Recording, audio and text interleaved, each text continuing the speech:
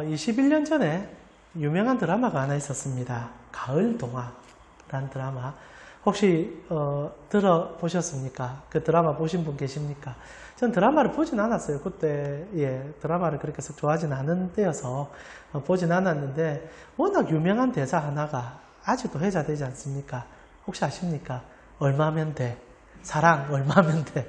그 스토리가 어떻는가 이번 설교 주제하고도 흡사해서 제가 그 대사가 좀 떠올라서 찾아보니까 이 드라마가 2000년도에 방영이 됐더라고요. 방영이 됐는데 그때 이제 유명한 송승헌, 송혜교가 주연으로 등장을 하게 됩니다. 그런데 이제 송혜교와 송승헌보다 사실 그 당시 때 이제 신인 배우이기도 했던 원빈이 이때 이제 조연으로 등장했다가 일확스타가 되죠. 원빈 같은 경우에 이제 호텔 사장의 아들로 등장합니다. 호텔의 이제 후계자죠. 그래서 어릴 때부터 없는 게 없이 살았던 인물로 나옵니다. 모든 것을 돈으로 다 해결하는 인물, 막 가는 인물들로 나왔다고 하더라고요. 근데 이제 그 호텔리아로 일하는 송혜교를 만나게 됩니다. 드라마 내용은 제가 다시 한번 찾아보니까 막장의 시초하고 비슷하더라고요. 병원에서 아이가 서로 바뀌었는데 나중에 보니까 또 온우이고 뭐 이래가지고 서로 송혜교하고 그 송승헌하고 사랑하게 되지만 사랑할 수 없게 되는, 그래서 비극으로 끝나는 내용이더라. 마지막에 이제 다 죽게 되는. 송혜교도 이제 백혈병에 걸리고 아마 모든 지금 이제 지금은 뭐 그런 내용은 이제 우습게 여기지 않습니까? 최근에 저번 주도 이제 설교할 때 얘기했지만 뭡니까 그 드라마 얼마 전에 하도 최고의 막장을 보여준 죽었다 사람 살리고 살렸다 뭐 이러고 이런 드라마 있었다 하던데, 그런 것들이 이제 시초쯤 되는 것 같은데, 여기도 이제 원빈이 이제 송혜교하고 이제 썸을 좀 타고 있는 중이었던 장면으로 이해가 돼요. 근데 이제 송혜교가 송승헌하고 사랑이 이루어지지 않는 걸 알고 있으면서 마음이 아픈 상황에 백혈병까지 같이 걸리고, 그리고 신세하탄을 하면서 자기가 아무것도 없는 것에 대한 마음이 아픈 순간에 이게 원빈이 송혜교가 이제 송승헌을 사랑한다는 걸 알게 돼요. 그래서 이제 송혜교를 이제 보내주려고 하는데 어떻게 보내줄까 고민하다가 이제 막장 같은 행동을 하는 거죠. 사랑을 돈으로 사겠다는 표현을 쓰는 거죠. 이 장면 자체가 지금 이제 알고 보니까 너무 마음 아픈 장면이더라고요. 그래서 송혜교가 너무 이제 아픈 상황에 몸은 이제 백혈병으로 이제 시간부 인생을 사는데 송승헌이 그런 얘기 합니다. 원빈이 그런 얘기를 하죠. 이제 서로 헤어지고 싶어서 사랑 그까짓 것 얼마면 되는데 라고 얘기를 하죠. 그래서 자연스럽게 이제 난 돈으로 사랑을 사는 사람이니 넌 좀 떨어져라 이런 얘기를 하는 건데, 그때 이제 사실 이제 송혜교가 진짜 가슴 아픈 대화를 하죠. 이제 백혈병에 걸리고 자기의 모든 것이 절박해진 상황 속에서 저 돈 필요해요. 얼마나 줄 수 있는데요. 이 대사를 하거든요. 그래서 아마 그때 2000년도에 그 대사가 사람 마음을 꿰뚫는 것 같아요. 밀레니엄이 시작했던 그 시점 아닙니까? 모든 것이 혼탁스럽고 지금 생각해보면 웃겨요. 그때 2000년도 되면 세상 망한다 그 소리 엄청 많이 나왔지 않습니까?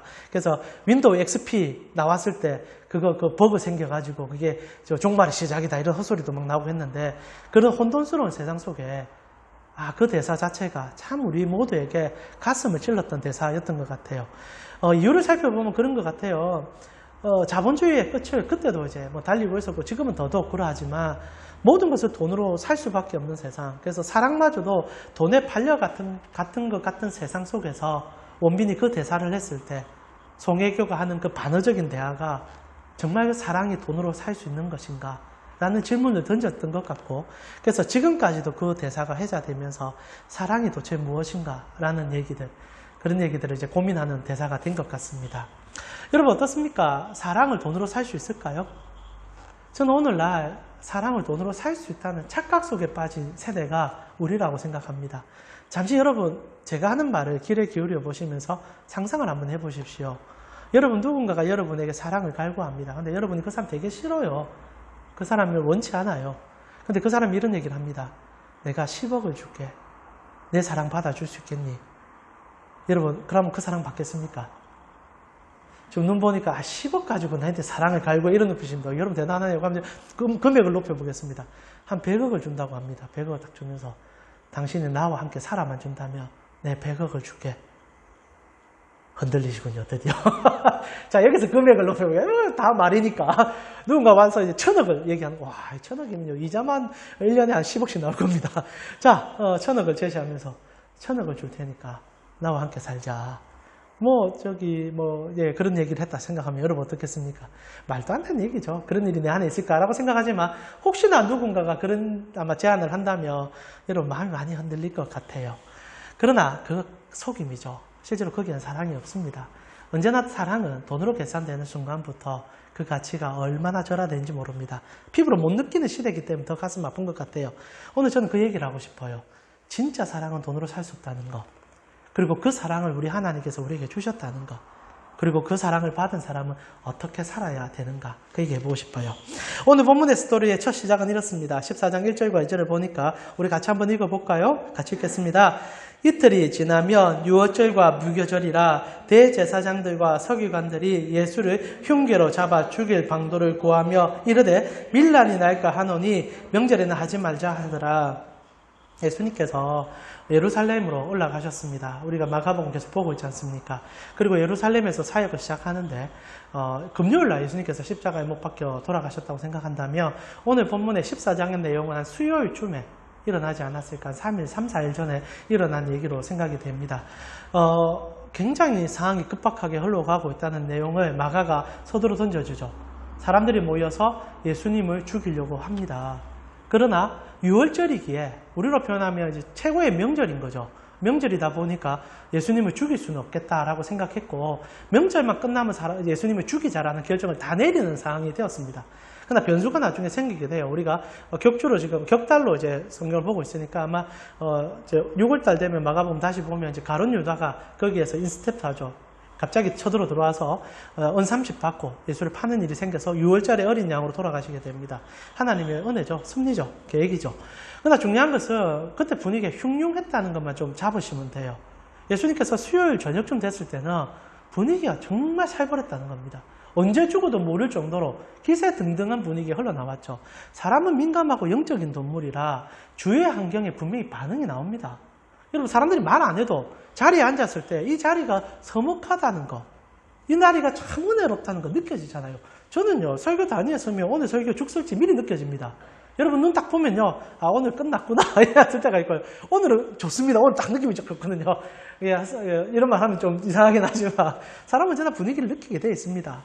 제자들도 그걸 왜 몰랐겠습니까? 거기다가 예수님께서 예루살렘 입성하시기 전에 몇 번에 걸쳐서 당신이 이번 예루살렘 방문은 생명을 바칠 방문이 될 것이다 라고 얘기를 했었어요. 내가 죽을 것이다. 내가 너희를 위하여 죽을 것이다. 제자들이 그거 다 알고 있는데 그래도 혹시나 하고 들어왔어요. 그런데 진짜 분위기가 흉흉한 겁니다. 사람들이 막 모여서 웅성웅성거리기 시작하고 종교인들끼리 막 모여서 얘기가 나오고 소문이라는 것이 얼마나 빠릅니까? 제자들도 다 듣고 있는 상황 속에 이 절박하고 급박하고 그리고 무서운 시간 속에 전혀 상상을 못한 일이 일어나게 돼요. 그것이 한 사람이 예수님을 자기 집에 초대해서 잔치를 열었다는 겁니다. 3, 4일 이후에 죽을 것 같은 사람을 모시고 잔치를 여는 이 아이러니한 상황이 오늘 본문의 시작이죠. 그런데 이 잔치 속에 우리가 알고 있는 복음의 모든 깊이가 다 들어있다는 거지요. 3절입니다. 너무너무 중요한 것 같아요. 이번 주에 제가 말씀을 묵상하면서 이 3절을 얼마나 많이 곱씹어 본지 모릅니다. 3절 우리 같이 한번 읽어보았으면 좋겠습니다. 예수께서 베다니 나병 환자 시몬의 집에서 식사하실 때에 한 여자가 매우 값진 향료 곧 순전한 나드 한 옥합을 가지고 와서 그 옥합을 깨뜨려 예수의 머리에 부으니 이 짧은 단어, 이 한 문장 안에 한 단어 한 단어가 복음이 주신 은혜와 그 복음으로 살아가는 삶의 은혜 같은 사랑이 등장하죠. 여러분 오늘 본문을 보니까 14장 3절에 예수님께서 베다니에 가 계신다라고 얘기합니다. 예수님께서 마지막 일주일은 거의 저녁은 다 베다니에서 보내셨는데 마침 수요일쯤에 그 베다니에서 잔치가 열렸다는 거예요. 이게 참 모순적입니다. 여러분 베다니가 어떤 동네인지는 여러분과 설교를 자주 나눴지만은 말 그대로 베다니는 벳안이라고 부를 수 있는데 빈촌이에요. 빈촌입니다.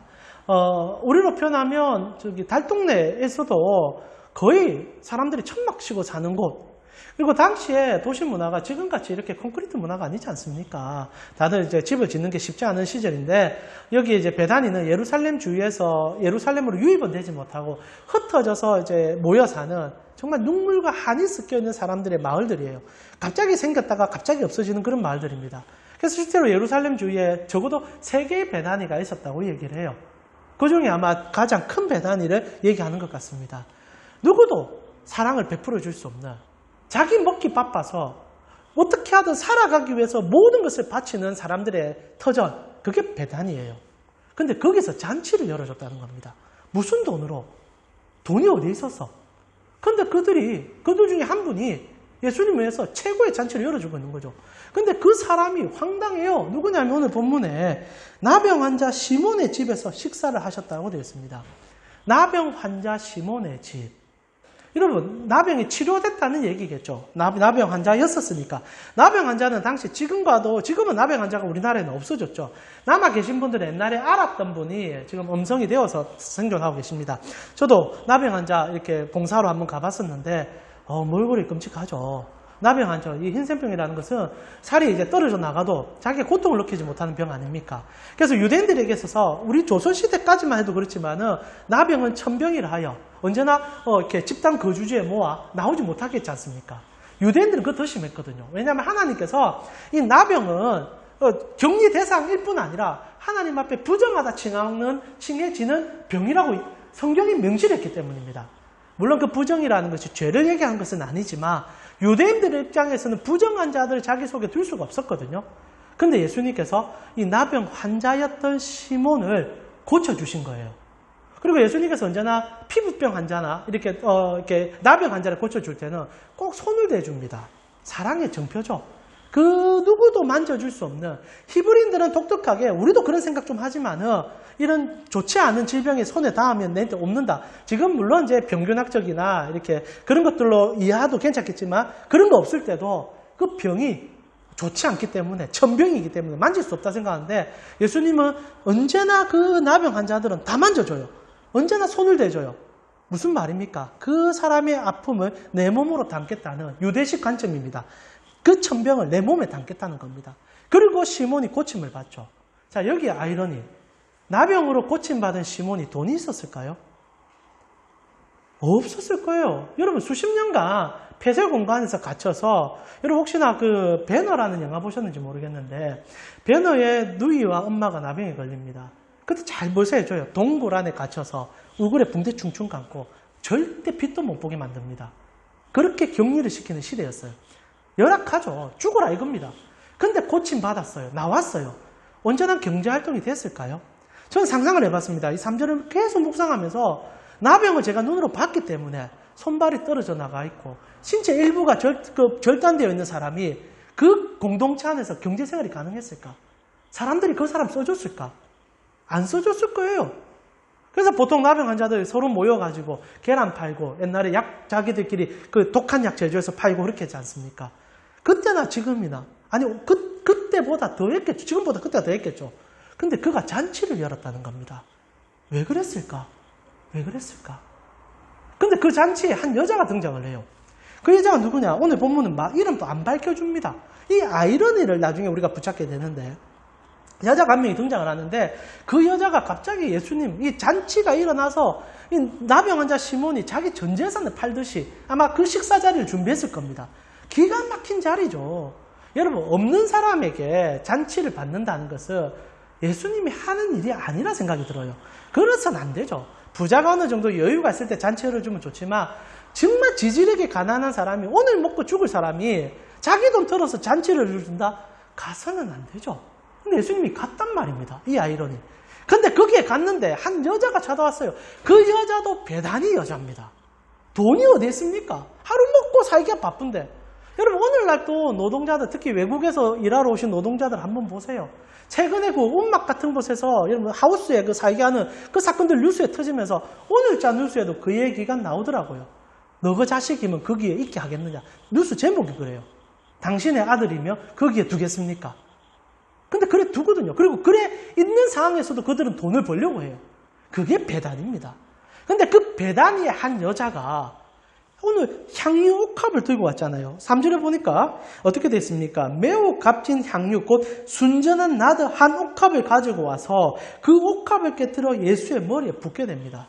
자, 이 나드옥합이 나중에 해석이 되지만은, 한 300데나리온 정도 될 것이다라고 막연한 수치를 계산해냅니다. 제자들이.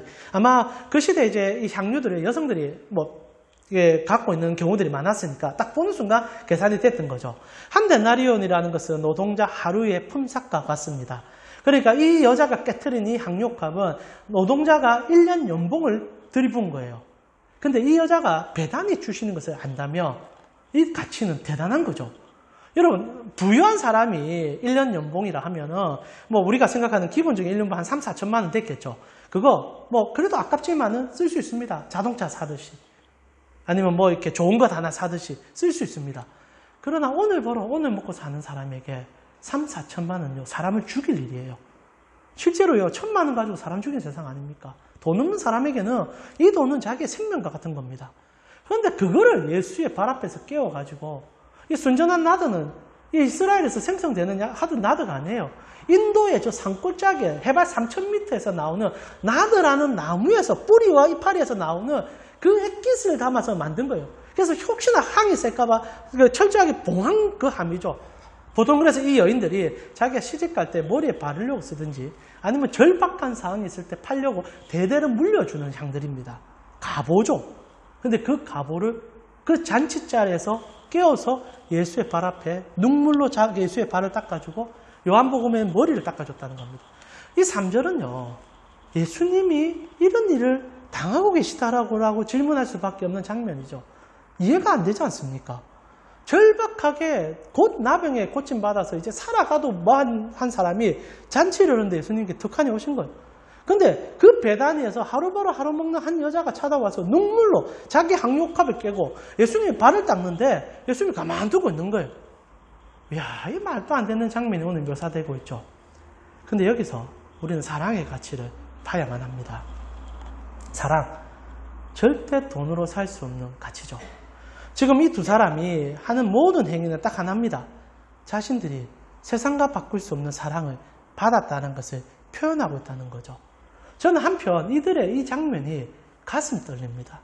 왜냐하면 이 시국에 그리고 이 대한민국에 이런 사랑을 받아 이런 표현을 한 사람이 없어졌기 때문이죠.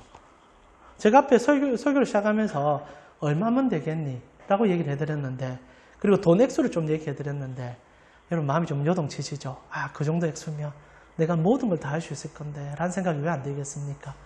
근데 이 사람들에게 있어서는 자기 전 재산도 아깝지 않은 사랑을 맛봤다는 게 오늘 성경의 표현입니다. 여러분 정말 무서운 것은 진짜 사랑을 받은 사람은요. 그 사랑을 돈으로 계산 안 합니다. 여러분 다 부모님들 계셨지 않습니까? 여러분 부모님의 사랑을 돈으로 환산한다는 것 자체가 얼마나 모멸적인 거 생각해 보셨습니까? 누군가 여러분의 부모님에게 내가 너희의 부모의 사랑을 돈으로 계산해 줄게. 물론 절박하면 그것마저도 받을지 모르겠지만 그런 말 자체가 얼마나 자존심 상합니까? 오늘날 여러분의 자녀에게 누군가 찾아와서 네 새끼 내한테 팔아라. 절박하면 파는 경우가 생기죠. 그러나 그 말 자체가 우리의 자존심을 얼마나 뭉가뜨립니까? 그러나 우리가 부모 자식 간이나 우리의 가족 관계 속에서 이 사랑을 세상 속에서 한 번이라도 느껴보신 적이 있으십니까? 남에게 그 사랑을 받아서 그 사랑 때문에 울면서 여러분의 삶이 정말 아무것도 아깝지 않다는 생각을 해보신 적이 있던가요? 없어요. 이 시대는 더더욱 없습니다. 그런데 오늘 이 베단이라는 정말 이 총구석에서 이 판자촌에서 두 사람이 어떤 금은보화보다 더 귀한 것이 있는 것을 자신의 삶으로 표현해내고 있다는 거죠. 그것이 예수 그리스도라는 겁니다. 나병 환자 시몬에게서는 말할 바가 없겠죠. 생각해 보십시오. 그가 그 동굴에 갇혀서 살점이 문드러져 떨어져 나아가는데 어느 날 그 돌 앞에 예수가 찾아온 겁니다. 그리고 아무도 자기에게 다가와 주지 않고 그리고 자기를 바라보면서 돌 던지고 여러분 나병 환자가 그 시대에 마을에 들어오면요 돌을 던지라고 돼 있어요. 그래서 돌 던져서 쫓아내야 됩니다. 왜냐하면 부정이 우리 도시에 들어오니까 우리 마을에 들어오니까 절대 출입을 시키면 안 돼요. 그런데 예수는 그 나병 환자에게 언제나 찾아갔습니다. 시몬에게 그리 하셨을 거예요. 찾아가셔서 시몬이 아마 경기를 했겠죠. 당신 그러다 큰일 난다고. 어디 나한테 오냐고. 나의 부정이 당신한테 전가되면 당신도 나와 같은 사람으로 취급받는다고. 아마 주춤주춤할 때 예수가 우시면서 손을 대셨겠죠. 그래 하셨으니까. 대시면서 아들에게 손을 대시면서 나음을 받으라. 나음을 받으라. 그때 그 손길이 나병 환자 시몬의 인생 자체를 바꿨다는 게 오늘 기록인 겁니다. 한 번도 그런 사랑을 받아본 적이 없는데 이스라엘의 랍비가 자기에게 찾아와 손을 대어주며 시몬아 나아라. 그리고 꼭 예수님이 해주는 얘기가 있어요. 너 구원받았다. 너 구원받았다. 자기의 육체도 나음을 받았는데 영혼도 구해주는 그분을 만났으니 무엇이 아깝고 무엇이 억울하겠습니까? 그러니 전 재산을 팔아서라도 그분에게 주고 싶은 거예요. 전 재산을 팔아라는 관점이 중요한 게 아니에요. 자본주의의 문제점은 이런 얘기하면 꼭 또 팔아라 하네. 이게 됩니다. 그게 아니라 이런 사랑을 맛본 사람이 있었다는 거죠. 거기다가 오늘 여자는 어떻습니까? 이 여자는 공간복음, 아니, 이거 복음서 전체 다 나옵니다. 그만큼 유명한 여자예요. 근데 오늘 본문만 여자 이름이 안 나옵니다. 희한하죠. 마가는 이름을 밝히지 않아요. 그러나 요한복음에 가게 되면 이 여자 이름이 나옵니다. 마리아. 어떤 마리아냐? 마리아가 한 3-4명 나오니까 잘 모를 수 있는데 이 마리아가 누구냐면은 나사로라는 오빠를 둔 마리아입니다. 아시죠? 어떤 일이 있었습니까? 그 집안에 언제나 예수님과 깊은 교제를 나누었던 가정이죠. 근데 어느 날 자기 오라비 나사로가 죽게 됩니다. 병들어 죽게 되죠. 그자 예수님께서 무덤에 찾아와 나사로를 불러줍니다. 죽은 지 3일 만에. 그자 나사로가 붕대 동이체로 나온 얘기는 여러분과 여러 번 나눴지 않습니까? 그 현장에 경험했던 여자가 이 마리아예요. 마리아에게 있어서 오라비는 생명이었습니다. 당시에 이 매우 가부장직 제도에 남성의 역할은 그 집안의 모든 기초와 같습니다. 근데 자기 오라비가 그 가정의 모든 것을 책임지고 있었을 거예요. 근데 그 오라비가 죽어버렸습니다. 모든 생명의 근원이 끊어진 것 같은 느낌이었는데 찾아와 불러주시고 그리고 자기 오라비를 살려준 거예요. 여러분, 만약 여러분의 사랑하는 자가 정말 고통 속에서 오늘 내일 할 때 여러분이 갖고 있는 은근부하가 무슨 소용이 있습니까? 그 다 팔았으라도 그거 살리고 싶지 않습니까? 마리아에게 그 일이 일어난 거예요. 근데 그것을 뭐 돈을 준 것도 아니고 어떻게 해달라는 것도 아니었어요. 예수님에게 살려달라는 부탁도 못해요. 왜냐하면 죽은 지 며칠이 지나서 썩은 지 냄새가 나니까. 그래서 아쉬워서 그 얘기만 합니다. 며칠만 잊히고 와주셨으면 그게 전부였어요. 근데 예수님께서 살려줬습니다. 그러자 마리아가 그 자리에서 모든 것이 녹아버려요. 왜요? 사랑을 받았으니까. 도저히 상상을 해보지 못한 사랑을 받았으니까. 그리고 그 마리아가 오늘 예수님 앞에 찾아와 항요컵을 깨는 겁니다. 그것이 금액으로 계산될 수 있는 사랑입니까? 만약 누군가가 지금 이 성경에서 그렇지만 제자들이 300데나리온 얘기한 순간 그 여자의 사랑은 흠집을 내는 사랑이 되었을 거예요. 그 사랑은 계산해서는 안 됩니다. 여러분, 오늘날 가장 큰 문제점은요, 모든 사랑의 가치에 금액이 매겨질 수 있다는 겁니다. 얼마나 무서운지 알아요? 근데 우리는 그것이 무섭다고 생각 안 해요. 오늘 우리의 장면은 돈으로 계산할 수 없는 사랑의 끝을 맛본 자들이 모여 축제를 여는 장면인 거죠. 이것이 어딘 줄 압니까? 천국이에요, 천국. 지금 잔치가 열렸는데, 베다니에서 열린 잔치. 지금 예수님께서 보여주는 것은요, 여러분이 가야 될 그 천국의 모습입니다. 베다니의 빈촌에 사는 내 같은 사람이 하나님 앞에서의 잔치를 열고 나의 모든 아픔과 눈물을 씻어주심이 기뻐서 춤을 출 수밖에 없는 환경, 이것이 3절의 고백이죠. 지금 천국 잔치가 열린 거예요. 그러니까 예수님께서 돈 계산 못 하시는 거죠. 안 하시는 거죠. 예수님이 왜 모르시겠습니까? 이 사람 이거 쓰고 나면 내일 당장 먹을 거 없을 건 아는데, 그러나 그날 그들이 받고 있는 기쁨은 돈으로 환산이 되지 않는다는 사실. 오늘날 모든 사람이 잃어버린 가치지만 가장 갖고 싶은 가치가 이 축제 속에 다 일어났다는 거예요. 근데 너무 가슴 아픈 게 뭔지 압니까? 이 계산 속에서 제자들이 그것을 돈으로 환산하고 있다는 거 아니겠습니까? 자, 우리 4절과 5절 한번 볼까요? 4절에 보니까 어떤 사람들이 화를 내요. 이 제자들입니다. 화를 내요. 서로 말하되 어찌하여 이 향유를 허비하는가? 이 향유 300데나리온 이상에 팔아 가난한 자들에게 줄 수 있었겠도다 하며 그 여자를 책망하지요.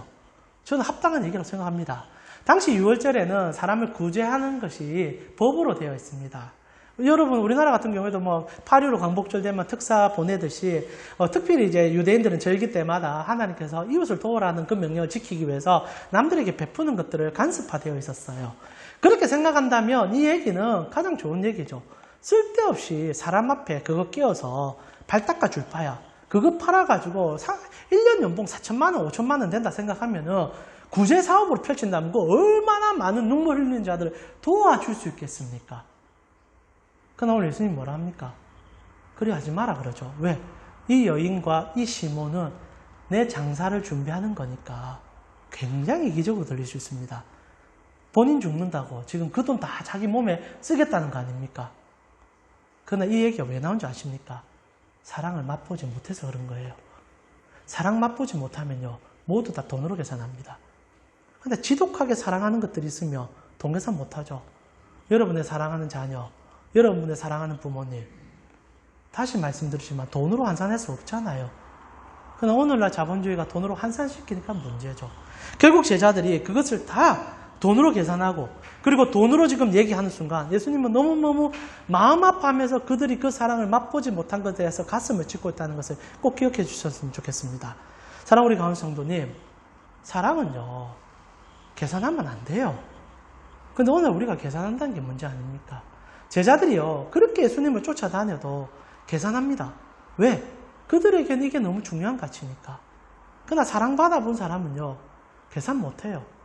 예수님께서 공생애를 시작할 때 마귀가 예수님 시험하거든요. 그거 아십니까? 예수님 처음 시작할 때 사실 이 시험이 그 시험입니다. 사람들이 오늘날도 저는 동일하게 오늘 이것은요 천국 잔치를 눈앞에 둔 하나님의 마지막 파이널 테스트라고 느껴져요. 여러분 그거 꼭 기억하시면 좋겠는데, 예수님께서 처음으로 공생애를 시작하시면서 광야에 나가셨을 때 원수 마귀가 40일 금식하신 예수님께 찾아와 유혹합니다. 근데 그 유혹이 교묘하잖아요. 세 가지 유혹하시잖아요.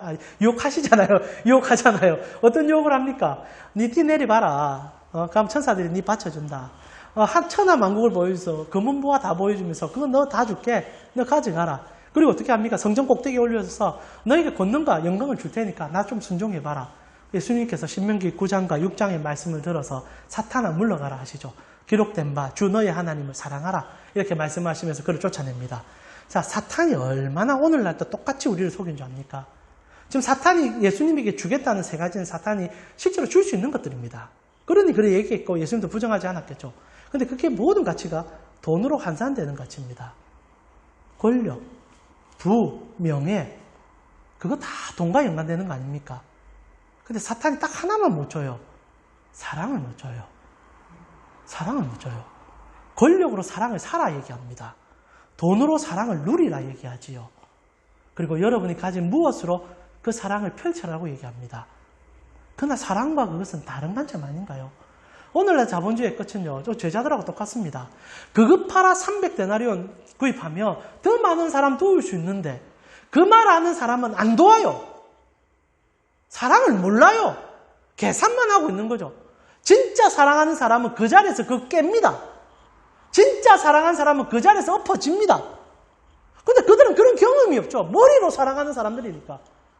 그러나 시몬과 마리아는 가슴으로 사랑하는 사람들이었어요. 왜? 자신이 가슴으로 사랑하는 예수님을 만났으니까. 오늘날 그리스도인들에게 가장 큰 폐단은 머리로 사랑받고 있는 게 문제예요. 머리로 사랑받으니까 머리로 사랑하려 하고 머리로 교회생활 시작하는 거죠. 가슴은 능능해요. 사랑의 바람이 불지 않는다는 거죠. 그래서 예수님께서 얼마나 가슴 아파하시는지 모른다는 겁니다. 오늘 예수님께서 극단적일 정도로 이 제자들 사이에서 천국 잔치를 보여주는 것은 천국은 돈으로 살 수 없는 것과 함께 천국은 사랑 하나면 된다는 것을 가르쳐주기 위함이라는 거죠. 그래서 우리가 기뻐하고 기뻐할 수 있는 것은 오늘 우리는 그 사랑을 맛봤던 자들이라는 겁니다. 그런데 자식이 부모에게 그 사랑을 표현할 때는 마치 뒤늦은 것처럼 우리가 언제 가장 후회합니까? 부모님께서 우리의 삶에 어느 한 자락에서 물러가셨을 때 우리는 후회하죠. 그러나 부모는 자식에게 끝없는 사랑을 보여주셨죠. 우리가 삶이 그러한 것 같아요. 그런데 오늘 예수님께서 우리에게 얘기하는 것은 그것을 뒤집어 보자는 거죠. 있는 동안 서로 사랑해보자. 그래서 오늘 이 두 사람 중에 특히 이 마리아가 한 행동에 대해서 예수님께서 이런 말씀을 해주지 않습니까? 9절입니다. 정말 중요한 말이에요. 우리 같이 한번 읽어보겠습니다. 9절입니다. 내가 진실로 너희에게 이르노니 온 천하에 어디서든지 복음이 전파되는 곳에는 이 여자가 행한 일도 말하여 그를 기억하리라 하신지라. 여러분 이 말에 얼마나 큰 패단을 느끼셔야 합니다. 이 말 진짜 모순이거든요. 지금 예수님께서 이 여자를 축복하면서 너희가 이제 나의 복음을 전할 때마다 이 여자가 다 전달될 거야. 소문이 날 거야 얘기하는데 첫 번째, 여러분 이 얘기를 여러분 복음 전할 때 해보신 적 있습니까? 없잖아요. 근데 예수님 이 얘기 왜 하셨을까? 나아가 오늘 본문에 드러나는 특별히 아이러니, 이 여자는 이름이 없어요. 오늘 본문에는. 여러분 만약 이 여자의 진짜 소문을 내야 된다면 이름도 알려줘야 되고 이 여자의 그런 어떤 모습도 다 가르쳐줘야 되는데 성경은 철저하게, 특히 마가복음 철저하게 묵살하고 있습니다. 묵살하고 있습니다. 왜? 이 여자를 알리기 위함이 아니었다는 거죠. 이 여자가 알려진다는 것은 이 여자 자체를 알려라는 얘기가 아니에요. 사랑을 알려라 이겁니다. 이들이 맛본 사랑이 이 세상에 진짜 있다. 이런 사랑이 진짜 존재한다. 생명을 바쳐 사랑하는 사랑이 있다. 이 둘이는 그 사랑을 맛봤고 앞으로도 맛볼 것이다. 이것이 복음이다. 복음은 다른 게 아니라 여러분 때문에 하나님이 죽었다. 그리고 하나님이 여러분 대신하여 살아나 그분이 여러분에게 값없이 천국을 주셨다. 그리고 그 사랑으로 여러분의 마음의 병든 것, 삶의 고통, 그리고 그 눈물 다 닦아주신다. 그분이 나의 전부가 되어주신다. 그 사랑을 맛봐라. 여러분 천국 복음은 딱 하나예요. 사랑을 맛봐라. 사랑을 맛봐라. 사랑을 맛봐라. 이게 복음이에요. 희생, 헌신, 그는 그 후차의 얘기입니다. 복음의 첫 단수는 예수가 나를 사랑해 주셨다. 지독하게 사랑해 주셨다. 나를 위하여 그의 몸을 찢으시고 나를 위하여 생명을 바쳐 사랑해 줬다. 그것 맛봐라. 그것 맛봐라. 마리아가 맛을 봤고 시몬이 맛을 봤어요. 그리고 그 다음에 일어난 일이 뭡니까? 돈 주고 바꿀 수 없는 사랑에 대한 표현들이 일어났다는 거죠. 저는 그래서 너무너무 부러워요. 저도 여전히 뭔가 사랑을 표현할 때 사람의 계산이 왜 안 들어가겠습니까? 제가 저희 자녀들을 사랑하는데 저는 한 번씩 실수를 많이 해요. 아이들에게 이렇게 저는 전능한 하나님이 아니다 보니 생활 속에서 아이들이 불편할 수도 있고 아이들의 칭얼거림이 싫을 수가 있습니다. 특히 저희 막내 아들이 설명을 참 많이 하거든요. 혹시 여러분 요즘 젊은 사람들 표현으로 설명충이라 하는데 이 녀석은 옆에 서면은 30분, 40분 설명을 합니다. 진짜 자기가 아는 유튜브에서 본 얘기를 계속해요. 여러분 처음에 제가 한 10분, 20분 들어줍니다. 30분 넘어가면 이제 가슴이 옥죄이기 시작합니다. 이거 언제 끝나나? 제가 표현을 해요. 예훈아, 아빠 이제 다른 거 해야 되니까 하면 이것만 얘기하고 그게 언제 끝날 줄 모릅니다. 결국 저는 이제 쫓아내죠. 안 된다 가라 이러는데 그러면 아들이 되게 섭섭해요. 근데 그때 제가 어떤 실수를 범한 줄 압니까? 계속 이러다가 자속 컨티뉴 되면은 돈으로 그 일을 무마하려고 해요. 여러분 혹시 그런 경험 없습니까? 뭐 사줄게, 뭐 해줄게. 그걸로 사랑을 퉁치려고 합니다. 부모들이 가장 큰 실수가 거기에 있죠. 돈으로 사랑을 살 수 있다는 생각을 아이들 앞에서도 한 번씩 문득문득 한다는 거죠. 왜냐하면 그거 주면 애들이 만족하고 기뻐하거든요. 물론 그것도 필요할 수 있습니다만은 그것이 익숙화되어져 버리면 아이도 병들고 부모도 병듭니다. 그리고 아이는 결국 도구가 되고 부모는 그 도구를 부리는 하나의 조련사가 되어버려요. 사랑에는 그게 있어서는 안 되죠. 때로는 못 주는 것이 가슴 아플지라도 안아주는 것이 필요할 수 있겠죠. 오늘 예수님께서 우리에게 그 얘기를 해주고 있다는 겁니다. 그래서 오늘 마리아의 이름이 등장하지 않아요. 알아서는 안 된다는 겁니다. 여러분 마리아 이름 모르시는 게 나아요. 왜? 그 사랑만 알면 되니까. 여기 예수님의 복음의 핵심이죠. 이름도 없고 빛도 없는 사랑. 그게 진짜 사랑 아닙니까? 진짜 사랑은요. 주는 게 기쁠 뿐이고 베푸는 게 행복할 뿐이죠. 근데 거기서 내가 그 사랑을 조금 더 돌려받고 싶다는 생각이 결국 우리의 이심으로 드러나게 되는 것 같습니다. 저 말씀 마무리하면서 오늘 예수님이 보여주신 이 사랑이 여러분 속에 가슴 뛰게 남았으면 좋겠고 그 사랑으로 한 주를 살아가기에 힘을 얻으셨으면 좋겠어요. 예수님께서는 모든 것을 부어주시는 분 아니겠습니까? 제가 저희 부모님이 앞에 앉아 계시는데 저는 이제 저희 부모님에게 정말 무한한 사랑을 받았던 아들로서 제가 참 재밌는 경험을 하나 있었습니다. 저희 어머니께서 이제 통영에서 일을 하실 때인데 그 시장에서 이렇게 고기를 좀 파셨습니다. 노점상에 이렇게 빨간 다라이를 놓고 이렇게 생선을 파시는 일을 하셨는데 그 당시 때 저희 이제 통영의 집이 그 시장 바로 옆에 이제 3층 건물에 3층에 살았습니다. 근데 하루는 이제 제가 통영에 내려가서 3층 그 시장에 이제 그 창문을 열고 시장을 좀 보는 일이 있었어요. 어머니께서 일하고 계시지만, 여러분 시장이라는 것이 어떻습니까? 특히 이제 통영 혹시나 산고기 파는 시장에 가보실지 모르겠는데, 깜 파는 시장 가보셨는지 모르겠는데, 진짜 시끄럽습니다. 어마어마하게 시끄럽거든요. 그 시끄러운데 막 난리 나는데 저는 그냥 답답해서 창문을 연 거예요. 근데 진짜 재밌더라고요. 그날 이렇게 창문을 딱 열었는데, 그 수많은 노이즈 속에 저희 어머니 목소리가 제게 딱 들렸어요. 야, 저는 그런 게 신기했어요. 그날 정말 신기했는데 딱 3번 들렸어요. 3번. 3번 딱 들리고 이제 안 들리더라고요. 어머니께서 하는 얘기가 정확하게 귀에 들리는데 그날 뭐라고 표현해야 될까요? 와, 사랑하니까 이 수천 명의 소리 속에서도 구분이 되구나. 들리구나. 예수님께서요. 여러분의 그 소리를 그래 듣고 계시는 거예요. 사랑하니까. 60억 인구가 떠들어도 여러분 목소리가 주님께 어찌 들리는지 압니까? 오늘 본문의 얘기처럼 진짜 사랑하기 때문에 들리게 되어 있어요. 근데 더 놀라운 게 뭔지 압니까? 그 예수님의 목소리도 여러분 귀에는 들리게 되어 있어요. 왜냐하면 여러분도 예수를 사랑하니까. 그 엄청난 일들이 여러분 삶에 일어나서 그 기쁨이 여러분 속에 누려지고 있는 겁니다. 무엇이 더 이상 필요하겠습니까? 오늘 여러분 주의 음성이 또 들려졌습니다. 이 설교 가운데 하나님의 음성을 들으셨던 여러분들은 그 음성을 여러분의 삶의 토양으로 삼아 이번 한 주는요, 값으로 계산할 수 없는 사랑을 맛보셨으면 좋겠어요. 진짜 짜릿할 것 같아요. 여러분 모든 사람이 왜 돈을 번 줄 압니까? 사랑을 살려고. 결국 그거예요. 나를 사랑하기 위해서, 내 가족을 사랑하기 위해서 돈 벌거든요. 근데 알잖아요. 물론 주는 것처럼 느껴집니다. 원수는 언제나 그렇게 얘기해요. 이게 너에게 줄 거야. 정말 없으면 절박하죠. 그러나 없다고 진짜 절박한 건 아닙니다. 오히려 진짜 사랑이 있다면 그걸 잘 이겨 나갈 수도 있는 거 아닙니까? 근데 그게 없어지니까 오늘날 가장 큰 문제점이 생겨났죠. 그리스도인들은요, 거기서 다른 걸 보여줄 수 있는 자들이에요. 왜? 먼저 사랑의 음성을 들은 자들이니까. 이번 한 주요, 그 음성 꼭 붙잡으세요. 다시 한번 말씀드리지만 60억, 70억 인구가 있어도 주님은 여러분의 목소리만 듣습니다.